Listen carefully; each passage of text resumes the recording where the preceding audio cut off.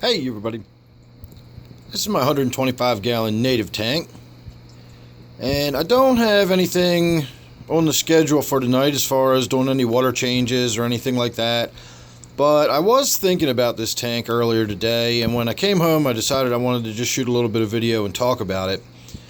I was out fishing this evening and I caught a black crappie. I've wanted to put some black crappie in this tank for a while now. They're really, really beautiful fish. And it's been just years and years and years since I've caught one. I don't know why. I just haven't hooked into one in forever. I don't specifically go fishing for them, but they're not particularly a difficult fish to catch. They're not much more difficult than sunfish. You just happen to have to be where they are. And when you're out crappie fishing, most of the time I used to spend when I went out deliberately looking for crappie, you basically spent looking for crappie. Once you found them, you caught them cast after cast after cast. It was just finding them that was difficult. So it's been odd that over the years I've just never hooked into any crappie.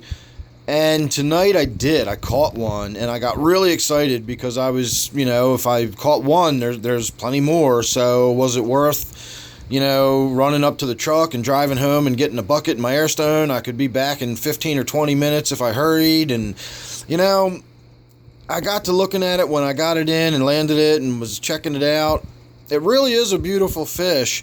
And I know they go by the common name papermouth. And I do remember from all the years ago when I used to catch them that their mouths were extremely delicate. You had to set the hook very gently or you'd, literally rip their faces off. And I don't remember having these gigantic gaping maws of a mouth that they had, which is what this fish had. When I pulled it out of the water and held it up, I sort of opened its mouth and stuck my thumb in it to hold it, and it was like a largemouth bass. It just had this enormous mouth. And despite being called a paper mouth, it's called that because it's, it's delicate, but it unfolds into this huge telescopic opening. So I can only imagine that is one of those fish that when it opens its mouth rapidly underwater, anything anywhere near the front of that fish just gets sucked right inside that giant mouth as it opens up. And I just taking one look at that mouth on that fish, and I realized immediately that as much as I might like to have a black crappie in this tank, it's just, there's no way I can put one in here. Immediately I'd be running out of those little Notropis and those little rosy side dace that I like so much. Those would vanish very quickly. And then I'd probably start running into issues with some of these larger fish starting to get eaten, or at least attempted to, damage of being, struck at. So I think, in the long run, the only thing we're really ever going to be able to do with this tank is these sort of shiners and minnow-like schooling fish. We do, of course, have the few oddballs that are non-natives. We've got the West African spotted tilapia here, and on the back filter intake you can kind of see that high-fin spotted pleco back there that's really shaping up to be a beautiful fish.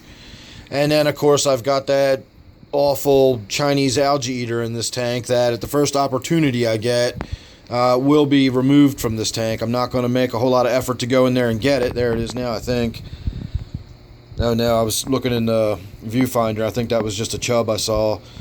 At any rate, I think that's what we're going to be limited to. I've wanted to put perch in this tank, and of course, if I put perch in this tank, they'll devour anything that they can eat. They're really, really aggressive fish. Sunfish, we already know what happens when we put sunfish in here. Bass are even more aggressive and bigger and faster growing than sunfish are. The crappie are kind of out of the question. That was the last sort of larger fish, something that might look more like this tilapia. The black crappie was about the last thing I can think of around here. There are some species of sunfish that are sort of small and docile, but I'd have to order them online or buy them. They're not around here. They're not local in this area. So again, I'm not really worried about that aspect of it. Even the golden shiners that are in this tank I purchased from a bait and tackle shop. They're not all these little fish right here. Well, not all of them, but these sort of thin, flat golden ones. The one with that dark line, that sort of torpedo-shaped fish in the background there is a chub.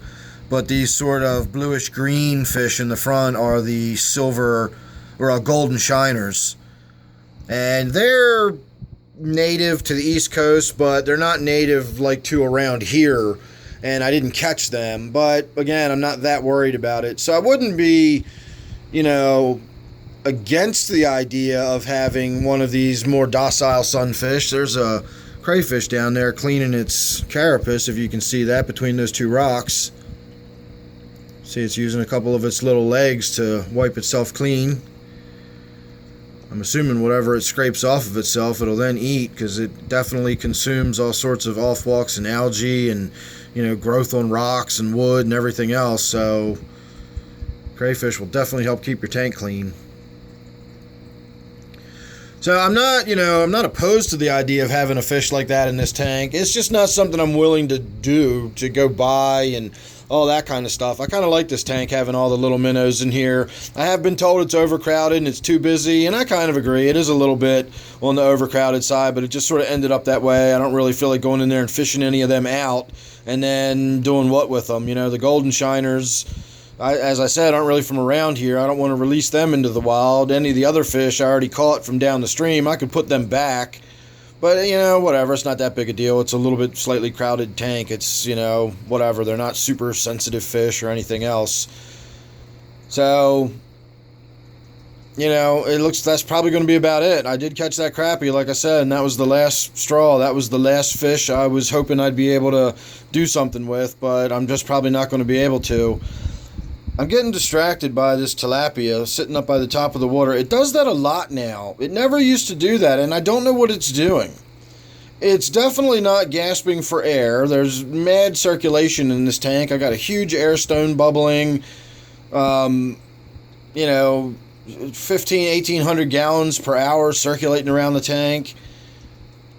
And then he does that. He just swims away. It's almost like it's feeding off of the surface, like there's little bits of food still up there, and it's just sort of scooping them into its mouth. I've never really been able to get close enough to find out what it's actually doing with its mouth at the surface. So I don't think it's gasping for air, so to speak. It doesn't seem like it's suffering or struggling, but it's just its behavior I've never seen before. It's really strange how it just sort of hovers, sort of upwards at a 45-degree angle like that. Now, interestingly, the angle of its forehead, puts it right at level with the surface at that strange angle it floats at. So you just like that, it puts that sort of forehead level with the surface, so it's getting a nice even, maybe it's looking above the surface of the water and waiting for some kind of prey to fall in or something. I don't know. Again, just interesting behavior. I've never really noticed it until about the last 2 or 3 weeks, but I see it a lot now. It does that a lot. So if anybody knows what that is, or has a fish that does that or something, or thinks that's normal, let me know. I'd be interested in hearing what your opinion is about it. And the last thing I will say about this tank is when I started shooting the video, I was a little concerned. If you'll see the 2 columns of light there, the one to the right looked yellowy, and I thought, man, like, am I seeing wrong here? I should have 2 5000K color temperatures there. They should look the same. I should, one looked like it was 2700K or 3000K. It was very yellowy. And when I looked into the tank and looked up, I realized that the plants were floating in front of where the light's shining through, and it was just creating enough cover that gave us some sort of yellowy orange sunlighty effect. It was really pretty looking. I was just not expecting to see it, and therefore I was a little surprised as to why the one light was such a different color than the other light. But once I knew what it was, I realized, like, that's exactly the sort of effect that I'm going for, is that dapple sunlight effect. I know the 2 columns make it a little, less than natural looking, but it's not that bad. Like I said, I guess I could move them around a little bit to sort of spread them out and put them at odd angles or something, but I guess, let's see, maybe we could, tilt it, but then I've got to have it cockeyed and tilted.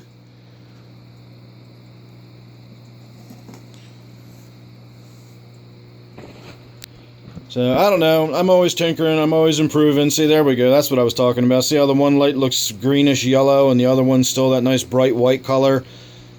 That's just the plants in front of it. That's not the light itself, which is what I thought when I walked in the room and saw two very distinctly different looking lights right there. It took me a minute to figure out what was going on. So, anyway, like I said, nothing really, specific going on with this tank. Just thought I'd have a look at it and a chat about it. So, there you go. There was your look and your chat. So, make sure you're subscribed. That way you won't miss anything. You never know what it's going to be with me. Don't forget, this one here is my 125-gallon native tank. Thanks for watching. I hope you enjoyed this one, and I will see you real soon on the next one.